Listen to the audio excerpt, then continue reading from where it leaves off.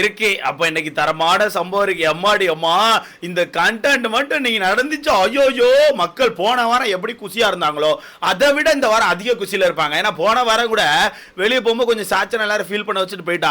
ஆனா இந்த வாரம் தர்ஷிகா என்ன பண்ணாலும் ஒருமே ஃபீல் பண்ண மாட்டான். ஏன்னா பூரா பயில அம்பிட்டு காண்டுல இருக்கான். ஏன்னா சாச்சனாக்கு இருந்த நெகட்டிவ் விட எனக்கு தெரிஞ்சு இப்ப தர்ஷிகாக்கு அதிக நெகட்டிவ் இருக்குது. அந்த அளவுக்கு வீட்டுக்குள்ள மோசமான கண்டென்ட் கொடுத்து நம்மளை போட்டு உயிரை போட்டு வாங்கிட்டு இருக்காங்க.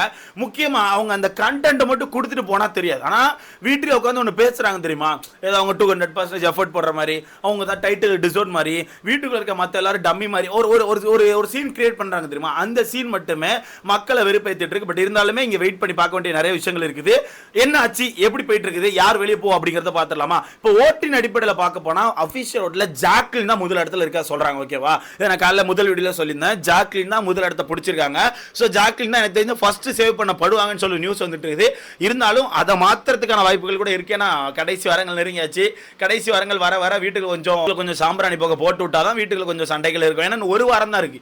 என்னோட கெஸ் பண்ணி ஒரே ஒரு வாரம் தான் இருக்கு. அதுக்கு அடுத்த டிக்கெட் ஃபினாலே மட்டும்தான் இந்த வீட்டுக்குள்ள கொஞ்சம் ஃபயரா இருக்கும். அதுக்கப்புறம் ஃபயர்ங்கிறது இந்த வீட்டுக்குள்ள இருக்காது. ஓகேவா, எல்லாம் நார்மல் வீக்கா தான் இருக்கும். ஸோ அந்த வீக்கெல்லாம் கொஞ்சம் ஃபயர் பண்றதுக்கு இந்த வாரம் தான் ஒரு கீயா இருக்கும். ஸோ பார்க்கலாம் என்ன நடக்குன்னு சொல்லிட்டு. ஸோ எனக்கு தெரிஞ்சு ஜாக்லின் அவர்கள் ஃபர்ஸ்ட் சேவ் பண்ணப்படுவாங்க.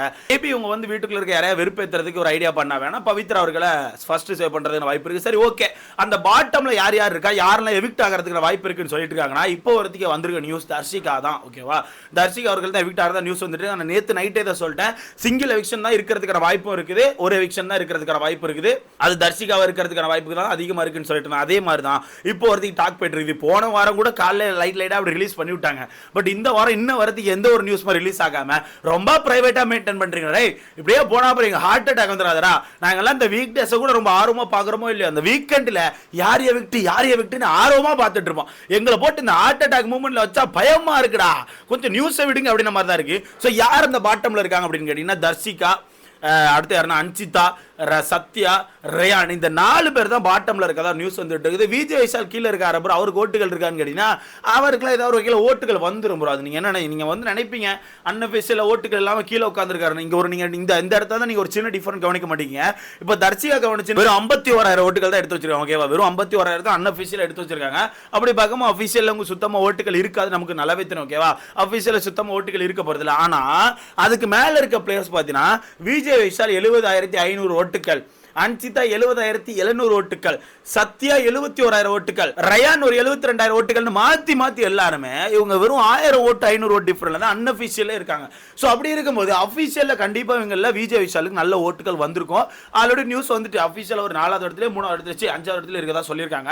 ஸோ அதனால எனக்கு தெரிஞ்சு இவர் வந்து 8வது இடத்துல இருக்கிறதுக்கான வாய்ப்புகளே கிடையாது. அதனால விஜய் விஷால் இந்த இடத்த விட்டு தூக்கிடுங்க. ஓகேவா, விஜய் விஷால இந்த இடத்த விட்டு அப்படியே கட் பண்ணி தூக்கிடுங்க. மீதி இருக்க 4 பேர்ல ரயான், சத்யா, அன்சிதா, தர்ஷிகா, இல்ல ரயான் வந்து கொஞ்சம் ஓட்டுகள் இருக்கும்னு ஒரு நியூஸ் வந்துட்டு. ஆல்ரெடி போன வாரமே ஒரு நியூஸ் வந்துச்சு, ரயானுக்கு லைட்டா ஓட்டுகள் வருதுன்னு சொல்லிட்டு. பெருசாலாம் வரல. ஓகேவா, பெரிய அளவுல ஓட்டுகளே கிடையாது, நார்மலா ஓட்டுகள் வருது. அவரை காப்பாத்திறதுக்கு மாதிரி ஒரு ஓட்டுகள் வருது. ரயான் வந்து இதுல சேவ் பண்ணப்பட்டுருவாரு.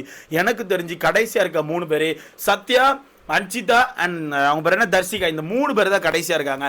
சரி, இந்த 3 பேர்ல ஏன் தர்ஷிகா தூக்குறதா நியூஸ் வந்துருங்கன்னா தர்ஷிகாவுக்கு ஃபர்ஸ்ட் ஆஃப் ஆல் ஓட்டுகள் இல்ல, சுத்தமா ஓட்டுகள் இல்லை அப்படிங்கிறதா உண்மை. ஓகேவா, சுத்தமா ஓட்டுகள் இல்லை. அது மட்டும் இல்லாம அவங்களுக்கான கண்டென்ட் இந்த வீட்டுக்கு பயங்கரமா இருக்கான்னு கேட்டா சல்லி பைசா கிடையாது. இப்படி சல்லி பைசா அவங்களுக்கான கண்டென்ட் பெருசா கிடையாது. அவங்க பண்ற ஒரே ஒரு கண்டென்ட் காலையில ஆனா அவன் பேர் என்ன விஜய் விஷால் எந்திரிச்சாலும் ஒரு கொண்டை போட்டு விடுறது, அவனுக்கு காப்பி எடுத்து கொடுக்குறது, அவனுக்கு சட்ட துணி அயன் பண்ணி கொடுக்குறது, அவ்வளவுதான். அதுக்கப்புறம் மத்தியானம் அவனை ஃப்ரீயா விட்டுறது, மாடை வந்து ஃப்ரீயா புல்மை விடுற மாதிரி அவனை விட்டுறது. அவன் பாட்டி ஜாலியா எங்கேயா மேய்ஞ்சிட்டு இருப்பான்.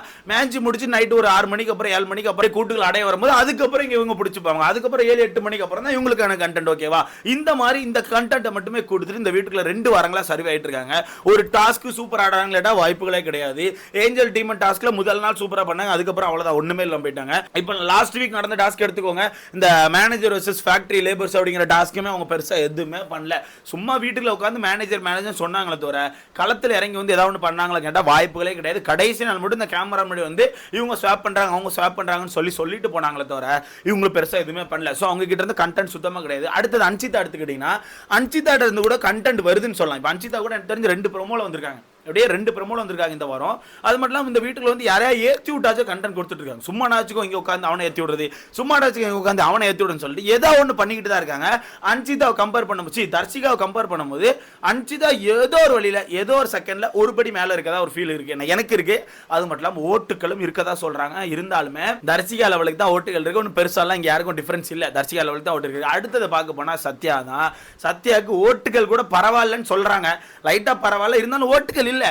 ஆனா அவருக்கான கண்டென்ட் என்னன்னு கேட்டீங்கன்னா ஜீரோ. அவருக்கான கண்டென்ட் என்னன்னு கேட்டீங்கன்னா 0 தான். அவர்கிட்ட இருந்து ஒரு கண்டென்ட் இது வரைக்கும் வர மாட்டேங்குது. அவருக்கு அதிகபட்சமா கொடுக்குற கண்டென்ட் என்ன காலங்க, அதுவும் லைவ்ல தான் கொடுக்குறாரு. 1 எபிசோட்ல வந்தது நீ நல்லா கவனிச்சு பாருங்களேன். ஒரு 2 வாரங்களா 1 எபிசோட்ல வந்ததே கிடையாது ப்ரோ. சத்யாங்கிற நபர் 2 வாரங்களா 1 எபிசோட்ல எந்த ஒரு சீனுக்கு வந்ததே இல்லை.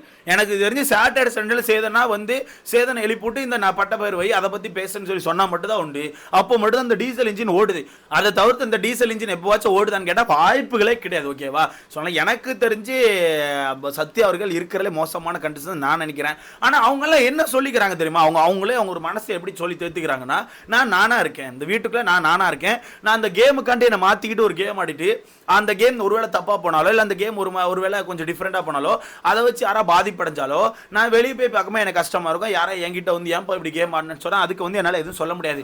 அது எனக்கு கஷ்டமா இருக்கும். அதனால மட்டுமே இந்த கேம் இப்படியே போகட்டும், நான் நானாவே இருந்துக்கிறேன்னு சொல்லி அந்த ஒரு பிம்பத்தை கிரியேட் பண்றாங்க. அது வந்து இப்போ நம்ம போய் கேட்க முடியல. இப்போ நீங்க போய் கேட்டா ஏன்பா இப்படி ஆடினா நானா இருந்தேங்க, எப்பா நீயா இருக்கிற ஏன்பா இங்க வந்த, நீயா இருக்கிறதுக்கு வெளியே உட்காந்து சத்தம் காட்டம் ரீல்ஸ் போட்டுட்டு இருக்க வேண்டியதானே, சத்தம் காட்ட ரீல்ஸ் போட்டுருக்கலாமே, இல்லை 4 சீரியல்ஸ் அது பிறகு சீரிஸ் பண்ணிட்டு இருந்தீங்களா, சீரிஸ் அதுலயே இருந்திருக்கலாமே. எனக்கு தெரிஞ்சு இவரெல்லாம் உள்ள வந்து ஒரு தேவையில்லாத ஒரு ஆணையா தான் நான் நினைக்கிறேன். எவனோ ஒருத்தன் நான் கஷ்டப்பட்டு இந்த பிக் பாஸ் காண்டி உழைச்சிட்டு இருப்பாந்துருமா, உள்ள வரணும் அது மூலமா தனக்கான ஒரு திறமையை காட்டி வெளியே வரணும்னு சொல்லி உழைச்சிட்டு இருப்பாந்துருமா, அவனுக்கான ஒரு திறமை இவங்க எல்லாம் புடுங்குற மாதிரி தான் எனக்கு ஃபீல் ஆகுது. இவர் நீ நல்லா யோசிச்சு பாருங்க, ஒரு 10 வாரங்களா இவர் ஏதாவது உருப்படியா ஒரு கண்டென்ட், உருப்படியா ஒரு ஃபைட்டு இவரை வச்சு பயங்கரமா ஏதாவது ஒன்று வந்திருக்கு நம்மளால சொல்ல முடியுமா ப்ரோ? ஒரு இடத்துல ஒரு கத்திருப்பாரா ப்ரோ? ஒண்ணுமே கிடையாது ப்ரோ. ஒரு இடத்துல கத்திருக்காரு ப்ரோ. அதுவும் அவர் சௌந்தர்யா பத்தி கத்தின, சௌந்தர்யா முன்னாடி இருந்து கத்தல, சௌந்தர்யா பத்தி பின்னாடி போய் கத்தினாரு கார்டன் ஏரியால, அவ்வளவுதான். இதை தவிர்த்து ஒரு பெருசா கத்துறது கூட இந்த வீட்டில் கத்துறது கூட கிடையாது இந்த வீட்டில். ஸோ நான் சொல்ற மாதிரி தானே, யாரோ ஒருத்தருக்கான வாய்ப்பை இவங்க எல்லாம் பறிச்சிருக்காங்க, தட்டி பறிச்சு உள்ள வீட்டுக்கு வெட்டியா உட்காந்துருக்காங்க. சத்தியமா சொல்றாங்க, வெட்டியா உட்காந்துருக்காங்க.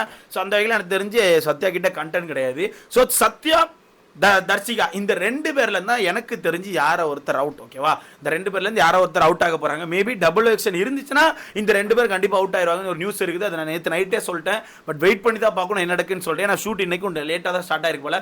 சேதனை எப்போ பார்த்தா லேட்டாகவே ஸ்டார்ட் பண்றாப்புல. பட் பரவாயில்ல, இன்னைக்கான எபிசோட் இன்னும் இருக்கும் நமக்கு தெரியாதா? அந்த விடுதலை 2 தானே, அது ஒரு அரை மணி நேரம் ஓட்டிடுவீங்க அப்படி தானே. ஸோ மொத்தத்தில் முடிச்சு விட போறாங்க. ஏன் இவ்வளோ லேட்டாக வீடியோ போடுறீங்க, இடையில வீடியோ இல்லைன்னு கேட்டீங்கன்னா காலையில சின்ன வேலையை நான் வெளியே போயிட்டு வந்துட்டேன். ஓகே, வீடியோ நான் தூங்கவே இல்லை, நைட்ல இருந்து தூங்கவே இல்லை. அப்படியே ராவா உட்காந்து ஒரு காலையில் ஒரு 3 வீடியோ போட்டு அப்புறம் நான் வெளியே போயிட்டு வந்துட்டு இப்போதான் ஒரு 2 மணி நேரம் தூங்கிட்டு தான் வந்து உட்காந்துருக்கேன். ஸோ எனக்கு தெரிஞ்சு அதனால தான் லேட் ஆகிட்டு. ஸோ மன்னிச்சுக்கோங்க. ஸோ இன்னும் யாருக்குமே அஃபிஷியல் நியூஸ் கிடைக்கல. ஸோ இப்போ வரைக்கும் இருக்கிற 2 பேர் சத்யா அண்ட் தர்ஷிகா தான். நீங்கள் சொல்லுங்கள், சத்யா தர்ஷிகால யார் எவிட்டாய் வெளியே போனால் இந்த வீடு பார்க்க நல்லா இருக்கும், இந்த கேம் அடுத்த கட்டத்துக்கு போனால் உங்களுக்கான கருத்தை மறக்காம பண்ணப்படுங்க. என்ன பொறுத்தவரைக்கு இந்த இடத்துல தர்ஷிகா கிட்ட இருந்து ஃபேமிலி கண்டென்ட் பெருசாக வராதுன்னு முடிவு பண்ணியிருப்பாங்கன்னு நினைக்கிறேன். அது என்ன ஏன் தெரியல, நான் அடுத்த வீட்டில் சொல்கிறேன். ஸோ இதை பற்றி உங்களுக்கான கருத்துன்னு சொல்லி மறக்காம கமெண்ட் பண்ணுங்க. அடுத்த